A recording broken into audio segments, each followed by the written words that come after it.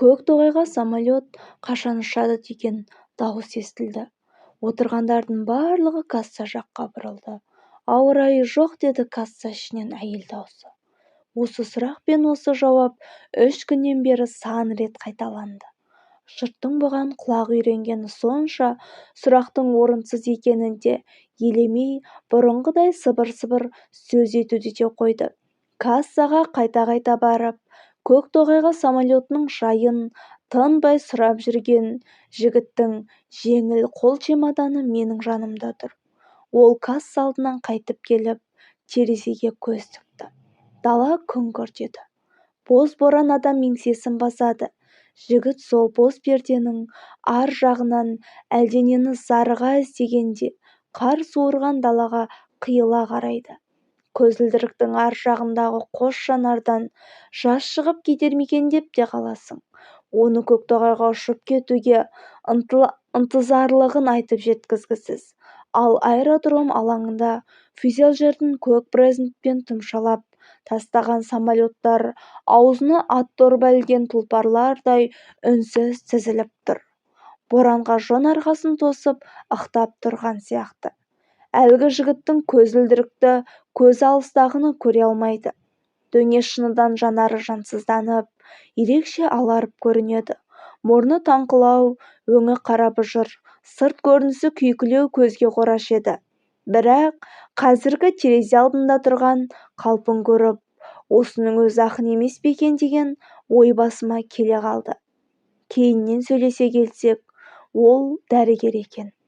Көктоғайға аудандық ауруханасына осында командировкаға келіп, енді қайта ауданға шалмай отырғанына бүгін 3-ші күн екен. Күн ашық жарық болса, Көктоғайға самолетке 45 минуттық жол көрінеді. Ал арқаның ақ бораны ұшы-қиырсыз аспан аясымен жер үстінде ойнақ салғанда Көктоғайға самолет ұшпайды. Машина тіптен баспайды. Ол жаққа қарай темір жол жоқ. Жол жүргенде күткен жаман. Үйден бір шыққан соң тезірек жүріп кеткін келеді. Ал қыстың зікір салған долы дауылында аэропортта қамалып отырғаннан азапты нәрсе жоқ сияқты. Бұл сезім маған белгілі. Әйтсе де, көрші отырған жігітке самолет күту азаптардың азабымен барабар болды. Несіне сабырсызданасыз, дедім мен, оның көңілін бір сәтке болса да бөлгім келіп. Боран да басылар, күн де ашылар. Мына тұрған Көктоғайға көзді ашып жұмғанша жетіп барасыз.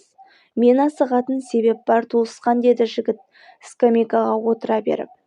Ол себепті айтсам түсіне аласың ба дегендей бетіме біраз қарап қалды. Аэропорт залының іші жолаушыларға лық толы. Біздің дәл қасымызда Қарағайлыға баратын бір топ геолог чемоданды төсе салып, домино тастарын тақылдатып отыр. Әріректе әлдекімдер карта үлестіріп жатыр. Біреулер кітапқа үңілсе, біреулер жұмыссыздықтан қалғып-мүлгіп қалыпты. Ал далада боран түтеп, айнала төңіректің түнеріп кеткені сонша, аэропорттың ішінде күндіз барлық шамдарды жағып қоюға тура келді. Мен асығатын себеп бар, деді жігіт. Жол тосып отырғанымызды ұмыталар ма екенбіз? Бізге уақыт оздыру керек қой. Қаласаңыз айтайын. Мен медицина институтын Алматыда бітірдім, деді. Студенттік қимас қызықты жылдар көзді ашып жұмғанша дегендей жылдам өте шықты. Қазір ойласам, ағасау толқындай сапырылысқан, көз ұшына мұнартып, борт-борт желген сағымдай елес жүректі жылытып, толқытып, балқытып жүре береді. Ол күндердің қызығы мол еді ғой. Күнбе-күн семинардың, жыл 12 ай, 2 айдағы қос сессияның уайымы зор болса да, студенттік өмір жаздай жадыраған тамаша өмір ғой. Институт бітірген соң мен алыстағы ауданға қызметке жіберді. Алғашқы күн ауруханамен танысудан басталды. Аурухананың есігін алғаш рет дәрігер ретінде аттап басуым. Менен жақсылық, жәрдем күткен жәутен көздерді алғаш рет көруім. Ол кездердің саған сұқтана қадалуы тым ауыр. Сонда да сен өзіңді дәрменсіз сезінесің. Сен ауру жандар үшін қазір ең құдіретті адамсың. Бірақ сол құдірет бар ма бойыңда? әсіресе сыралыспаған жас дәрігердің ауру адамдармен алғаш кездесуі қыл көпірдің үстімен өткенмен бірдей. Кеше ғана институтта жүргенімде әттең осы сессиядан, осы емтиханнан аман-есен өтсем, онан кейінгісінің бәрі жеңіл болар еді-ау деп армандаушы едім. Шіркін балалық десеңізші. Нағыз сын, нағыз емтихан енді келді-ау. 4-ші палатамен танысыңыз. Мұнда 5 атам жатады, деді бас дәрігер Жанна Жаппаровна. Кіршіксіз ақ қалат киген, орта жастардағы сылқымдау әйел. Біз кіріп барғанда 5 аурудың 5-еуі де бас бұрып қарады.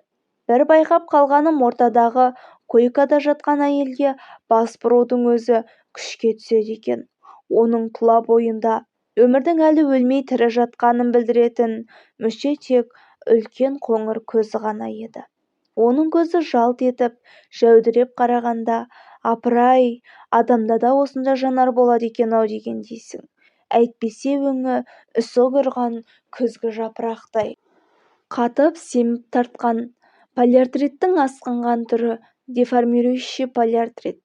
Барлық буын-буынды тұтып қалған, деді Жанна Жаппаровна латыншалап. Палатадағы қалған 4 әйелдің сырқаттары аса қауіпті емес көрінеді. Жатқанына 1 жылдан асып қалды. Үміт аз, деді былай шыға келе бас дәрігер. Үміт аз дегені атылған оқтай тосын естілді. Бұл не? Ажал мен ымырашылдық па? Әлде дәрменсіздік пе? Деймін өзіме өзім. Қолдан келгеннің бәрін істедік, деді Жанна Жаппаровна, қызыл қыналы тырнағын қырнай тұрып. Күкірт ерітіндісі бар ваннада жасалды. Массаж да істелді. Әсіре күлгін сәулеге де түсіріліп, витаминді тамақтар да берілді. Беті бері қарар емес. Еще тер шықпайды. 2 тізесі жап-жалтыр. Деформирующий полиартрит. Семен Самойлович. Ах, Семен Самойлович, сен бізге оқыған полиартрит қой. Қайран профессор. Қасымда қазір болар медің. Сенің жәрдемің қандай керек десеңізші қазір. Өйткенмен, мына Жанна Жаппаровнаның айтуынша, сен бізге лекцияда оқыған амалдың бәрі ауруға қолданылған тәрізді. Енді не керек? Құдай-ау, енді не керек? Аурухана бойынша кезекші мен едім. Терезе алдындағы жалаңаш ағаштардың бірең-сарың сарғыш жапырақтары жүдеген көбелектей дір-дір етеді. Терезеден күн сәулесі түсті. Оның койкасы терезе алдынан алыс екен-ау деген ой ойыма сап ете қалды. Дереу сестраны ертіп алып 4-ші палатаға келдім. Есік ашыла бере кешегі көзбен көзім кездесті. Ол әуелі жалт етіп, онан соң тағы да алданғанын білгендей мұңая қалды. Бұл мергеннің оғы жазатайым тиіп шала жансар жатқан маралдың көзінде әдемі әрі аянышты еді. Онда көктей солған өмірдің өкініші мен қапа қасіреті де. Жаңа күннен, жаңа айдан, жаңа жылдан күткен үлкен үміт пен тіршілік дәметкен тілегі де бар еді. Сізге күн сәулесі өте-мөте пайдалы. Сондықтан койка ауыстырып, мына терезе алдына жатыңыз, дедім мен сырғаға. Кезерген жұқа ерні болар-болмас қимылдап рахмет деді. Сестралар оны көтеріп алып, жаңа орынға жатқызды. Мен оның жатқан жерінен терезеге қарап едім. Бұлтсыз көгілдір аспан көрінді. Ағаш басындағы торғайлар көрінді. Мен дала көрмегелі көп болды, деп сыбырлады сырға. Сағынып қалыппын. Сөйтіп ол аспанға қарай берді. Күзгі жапырақтай сарғайған өңінің әр жағынан бір кездегі ақ құбашы сұлудың келбеті толған айдай толықсып елестеді. Бұл елес қана еді. Сіз жақсы істедіңіз, дедім мен, палатадан шыға бергенде сестра Маша. Сырғаның көңілі жарым еді. Койкасын ауыстырып ықылас білдіргеннің өзіне риза болып қалды. Ауру адамның көңілі әрқашанда жарым ғой, дедім мен. Жоқ, сырғаның, меніңше ауруының үстіне қосылған ауруы бар, деді сепкіл бетті сестра Маша. Ол қандай ауру? Бұл өзі біз қатарлы жас адам. Сірә сол 20-21-2 шамасында. Ауырмай тұрғанда тұрмысқа шыққан екен.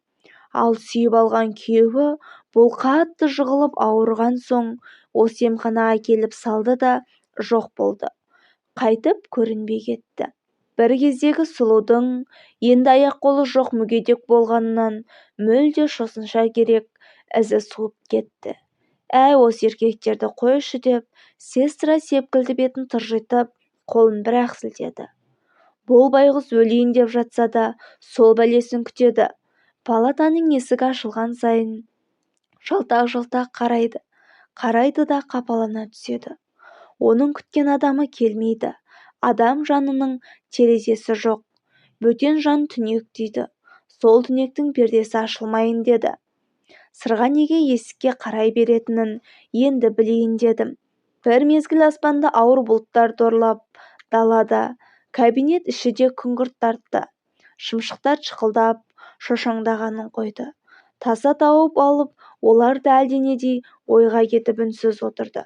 Мұндай күндер көңілді қамықтырғыш, әлденелерді албыт күндердің орындай қалмаған тәтті қиялдарын, алғашқы тәуір көрген қызды, алғашқы бозбалалық әурешілікті еске түсіріп, көзге жас келтіреді. Аспанды бұлттар торлап, оның әлжуаз көгілдір төсін таптап, шығысқа қарап жөңкіліп жатады. Терезе алдындағы алмағаш пен сирен бұталарын дауыл сілкілеп, жазықсыз жазалап, азаптай бастайды. Бұталар майысып иіледі. Зордың күшімен сәл уақытқа ғана иіледі. Тәкаппарланып, қайтадан бой түзейді. Олар бағынбайды, қасарыса түседі. Мұны көріп менің ішім жылиды. Мен ырымшыл емеспін, бірақ бұтақтың берілмей қасарысқанын жаным сүйсінеді. Терезеге осылай қарап отыра берсем, көзім жел жұлмалаған сирен шыбығының орнында ұзын қара шашын жел желбіретіп, дауылға қарама-қарсы қасарысып, алға талпынған сырғаны көрем. Бұл бір түс сияқты көрініс. Түстен айығып, палаталарды аралау керек екені есіме түседі. 4-ші палатаға кіре бергенімде сырғаның көз жанары енді терезе алдынан жалт етті. Лезде сөніп, бұрынғыша мұңайып қалды. Ол есік ашылған сайын сол мекендеп өз ерін күтеді. Ал күйеуі қазір мұның бір жапырақ көңілін көтермейді. Сырға халіне өзі түсіп қалса қайтер еді? Сырға сонда оның соңынан бір ретте із салмай, хәлін қалай Сейсен деп бір ауыз көңіл сұрағанға жарамаса, Сейсен не дер екен? Не күйде болар еді? Адам атаулыға есендік саулық тілеп, оларды аурудан аман сақтау менің борышым бола тұра, мен қазір өз еркімнен тысқары Сейсенге ауру тіледім. Сырға қазір де бұлт басқан аспанға қарап жатыр. Терезеден оған аспанның бір қиығы мен жел жұлмалаған сирен бұталарының бір түбі көрінеді. Сіз білесіз бе? Түнде мен жұлдыздарды көрдім. Жартыкеш айды көрдім, деді ол, әдеттегіше сыбырлап. Қаттырақ сөйлесе де қалады. Көптен бері көргенім сол, сағыныппын. Сырға күрсінгенде болды. Сау адам көп нәрсені аңғармайды екен-ау, жұлдызды да сағынады екен-ау, дедім ішімнен. Сөйтсем өмірге құштар жан жатып алып, қарама-қарсы үйдің мұржасынан будақтап шыққан түтінге де қызығады екен. Балапандарымен топталып, телеграф сымына тізіле қонып, жылы жаққа ұшып кетуге жиналып, туған жерді қиялмай отырған қарлығаштарға да қызығады екен. Ол тек күзгі жапырақтардың бұтақтан үзіліп түскеніне, енді сол жапырақтардың бір-бірімен еш уақытта сыбырласа алмайтынына қиналады. Сіз білесіз бе? Мына қара шыбындарды мен жақсы көремін, деді Сырға сәл-пәл ғана қан жүгірген жұқа ерні күбірлеп. Қара шыбын маған ғашық болғандай бет-аузымды аймалай береді. Оны ұшырмақ болып менің жансыз қолым қимылдайды. Шыбын қонбаса оның қимылдамауы мүмкін. Шыбын қонғанда денем шіміркенеді де, мен өзімнің әлі өмір сүріп жатқанымды сезініп қуанамын. Осы кезде көшенің әр жағындағы үйдің терезесінен музыка үні естілді. Мынау Чайковский ғой, кішкентай аққулардың бе, деді Сырға басын көтермек боп. Мен сестраға ін қақтым. Маша екеуміз сырғаның арқасына жастық қойып басын биіктедік. Он бойы шалқасынан жатқан адамның сәл де болса еңсесі көтерілгенін көрер көзге жақсы екен. Шіркін, балериналар қандай бақытты, деді сырға билеп жүрген кішкентай аққуларды сахнадан көріп жатқандай-ақ.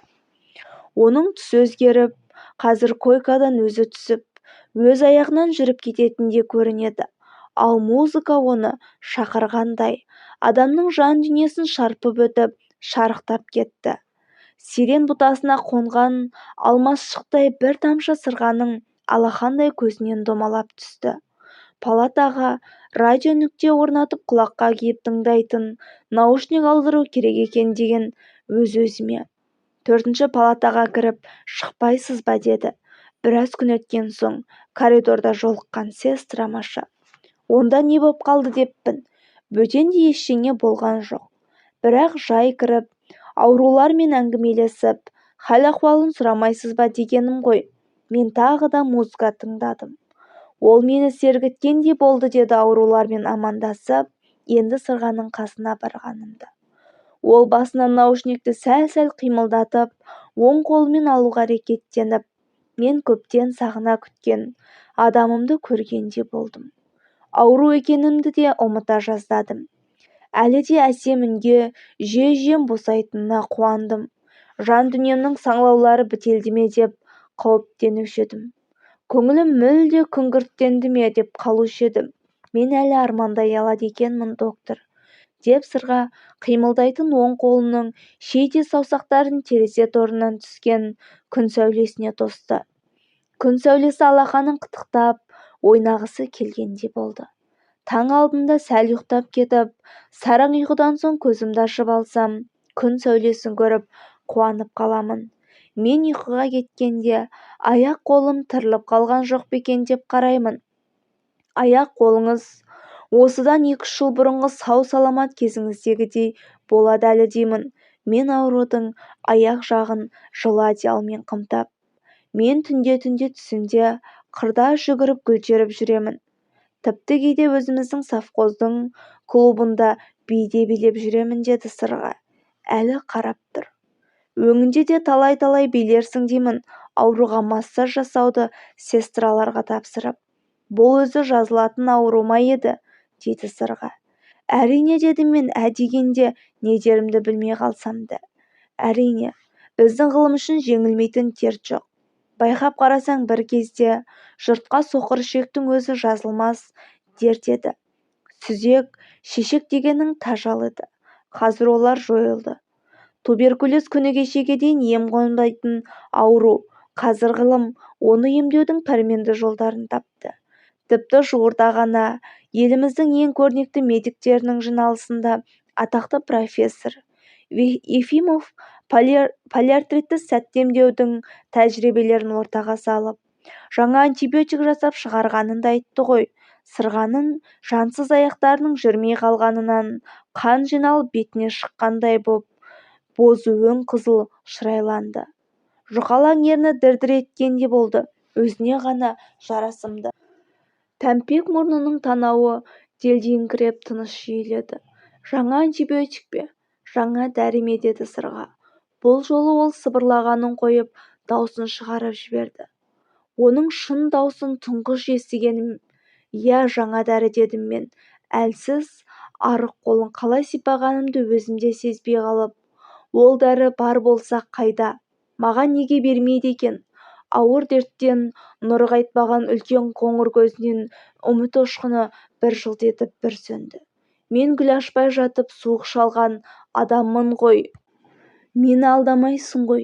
Әлі көрер жақсылығым бар ма дегенде ол көз. Ол дәрі әлі аптекаларға түскен жоқ көрінеді. Тек лабораториялық тәжірибелерде қолданылады екен. Лаборатория. Әлі жоқ деңіз. Қоңыр көз мен ең алғаш рет көргендегідей әуелі жалт етіп жоқ деңіз деген кезде мұңайып тайып кетті. Мен ағат айтқанымды кешіңгіреп түсіндім де, сабыр ет сырға.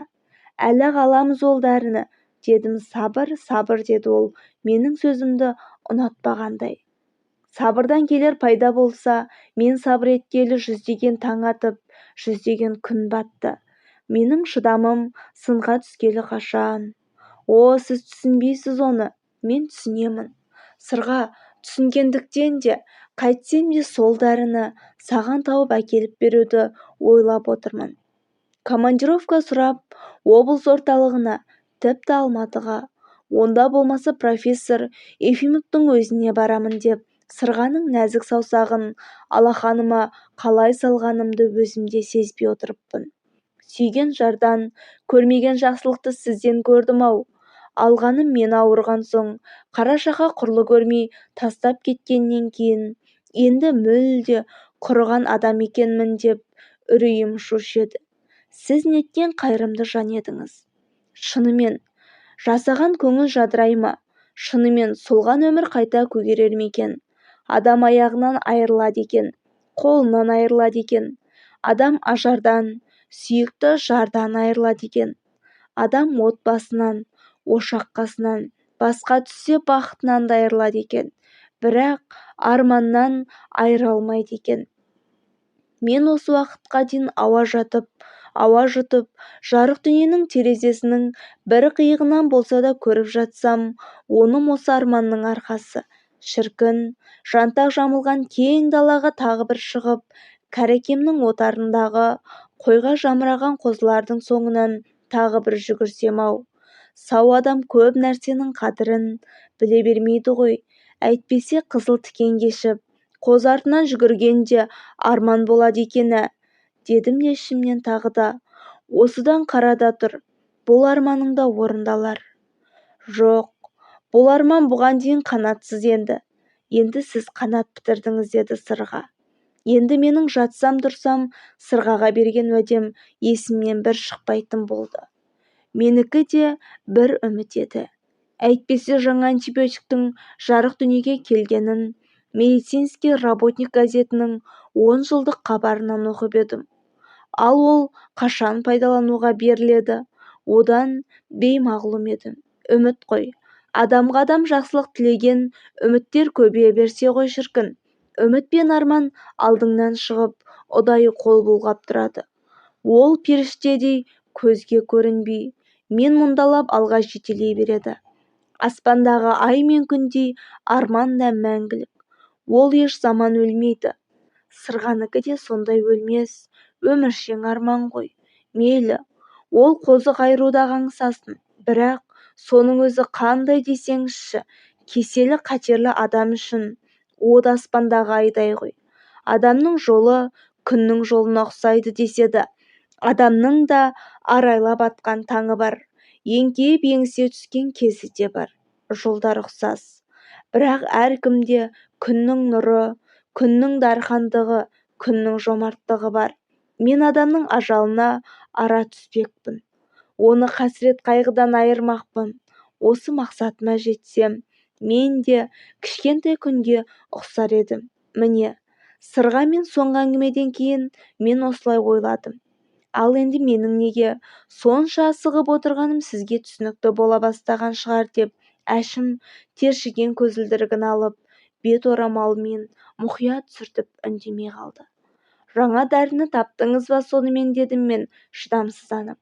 Таптым, деді жас дәрігер күлімсіреп. Үйден шыққалы, міне бүгін 15 күн болды. Оның 3 күні өзіңіз білесіз, самолет күтумен өтті. Мен сағат сайын, минут сайын тосып жатқан адам бар.